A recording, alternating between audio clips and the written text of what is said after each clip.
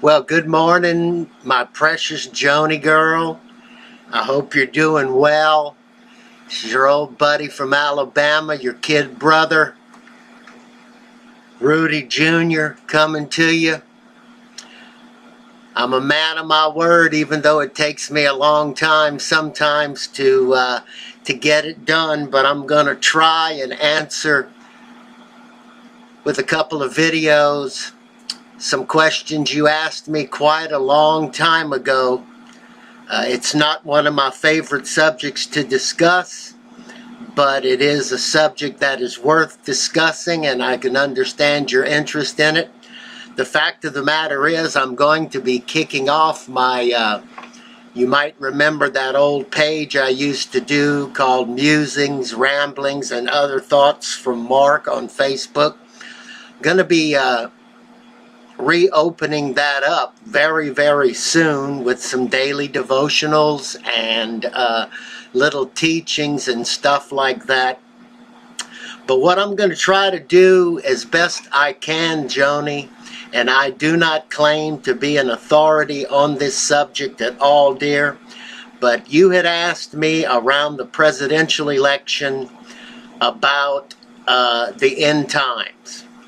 And like I said, the end times is a difficult subject, I find, to take on, because so many people think they know the answers, and I don't believe the Bible honestly gives us a clear-cut definition of what's going on. It all comes back to me, and I'm going to try to share that with you over this little series of videos, of your personal beliefs in the Bible and the end things. You brought this question to me during the presidential election when Trump was running against Hillary Clinton. And you know, that's very not unique that you did that, because it seems every time there is a presidential election in the United States of America, this question about the end times seems to surface. And I've heard some weird things. I've heard some interesting things over the course of my life. I remember when someone predicted that President Reagan was the Antichrist and would fulfill the scriptures because his full name was Ronald Wilson Reagan. Ronald is R-O-N-A-L-D and had 6 letters. Wilson had 6 letters, W-I-L-S-O-N.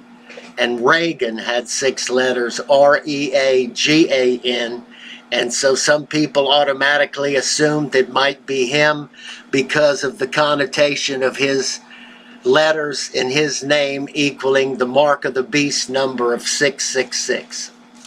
So I'm going to try, my dear, to help you a little bit, and also be using this to try to get back in the swing of things. I think you're going to like some of the stuff I got coming in the near future. Going to be doing some writing on the Musings and Ramblings pages, and recordings and teachings and stuff like that. But really the place to start a study on the end times is in the Gospel of Matthew, the 24th chapter, when Jesus himself is speaking, and he's giving a lot of information. And it's a lot of information that has led a lot of people to draw many speculative thoughts about what they think or what they believe, honestly, I don't say that in an ugly way, that he was saying. So I'm going to begin this one for you, dear, in Matthew chapter 24, and it may take me, I guess, 3 or 4 little teachings to try to get my point across as to what I believe. And I want you to know that if you choose not to believe what I believe, I'm going to love you always, because I know you love me always. But let's begin in Matthew chapter 24, the first verse today, as we begin this together, you and I. Matthew chapter 24, beginning in the first verse. Jesus left the temple and was walking away when his disciples came up to him to call his attention to its buildings. "Do you see all these things?" Jesus asked. "I tell you the truth, not one stone here will be left on another. Every one of them will be thrown down." As Jesus was sitting on the Mount of Olives, the disciples came to him privately. "Tell us," they said, "when will this happen? And what will be the sign of your second coming and of the end of the ages?" Jesus answered, "Watch out that no one deceives you. For many will come in my name claiming I am the Christ, and will deceive many. You will hear of wars and rumors of wars, but see to it that you are not alarmed. Such things must happen, but the end is still yet to come. Nation will rise against nation, and kingdom against kingdom. There will be famines and earthquakes in different places, and all of these are just the beginning of the birth pains. Then you will be handed over to be persecuted and put to death, and you will be hated by all nations because of your love for me.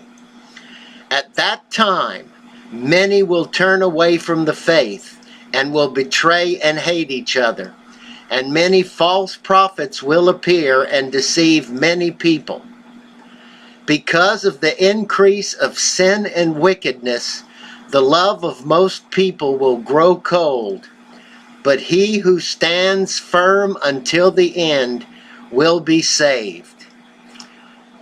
That is Jesus's thoughts, Joanie girl, on the end times. And you can read a lot into that, a lot that is happening. But the truth of the matter is, a lot of what Jesus says there has always been happening in the history of the world. He's talking about when the disciples come to him and ask him, what is going to be the end of the world? I mean, like you, like me, they wanted to know.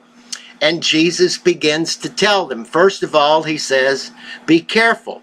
There are going to be false prophets that arise, and they're going to be declaring many things.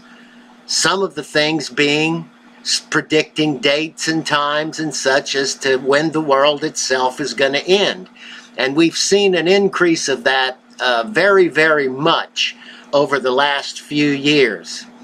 He goes on to say that many are going to come and say, I myself am Jesus. And we've certainly seen many, many people come and declare themselves to be the living Jesus, the Son of God, come back again.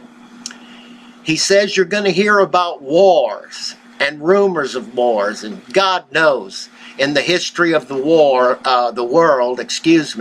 there has never been a time when there has not been war going on somewhere in our world, and rumors of new wars starting at any time. Right now in the United States of America, you can read the news, MSN, Yahoo, CBS, NBC, whatever, and every day they talk about the possibility of us going to a nuclear war with North Korea or Iran and such like that. Talks about nation rising against nation. We see that, with the rise of Islam and its attack on America and other peace-loving countries, with the forceful spreading of their religion and their hatred of Christianity. Talks about famines, and God knows that throughout the world, people are starving to death. Thousands and thousands and thousands of people are dying each and every day. Nation will rise against nation. Every day it happens. There will be earthquakes in various places, and we've seen an increase in the years in earthquakes, and especially this year in natural disasters such as hurricanes and stuff like that. But Jesus, after he says all that, Joanie, he makes a very, very interesting statement to me. He says, all of those things are just the beginning of the birth pains. So instead of making that the focal point, nation rising against nation, rumors of wars, famine, earthquakes, natural disasters, and such, he says that is just the beginning of the birth pains. And I think that for my theology, or my belief, that's a very, very important clue.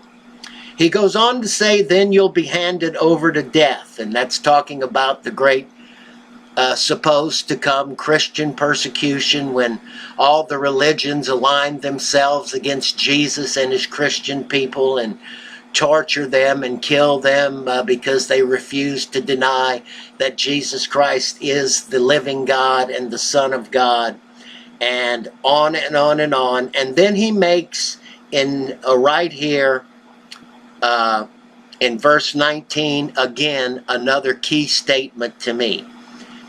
Excuse me, it's in verse 10. At that time, many will turn away from the faith and will betray each other and hate each other. And many false prophets will arise and appear and deceive many. And then in verse 12, another very pointed statement. Because of the increase of wickedness, the love of most people will grow cold, but he who stands to the end will be saved. So, you see, Jesus talks about all these impending events that are happening now, impending events that have been happening since the creation of the world. And he says they are just the beginning of the birth pains. And he talks about this thing, the love of many growing cold, and people betraying each other and turning against each other. So in closing today, I leave you with Matthew chapter 24 as a foundation as to what I'm going to try to share with you in the next few lessons. I hope to God this is going to be a blessing to you. God knows I love you, girl. Chucky Boy says hello. We'll pick up soon.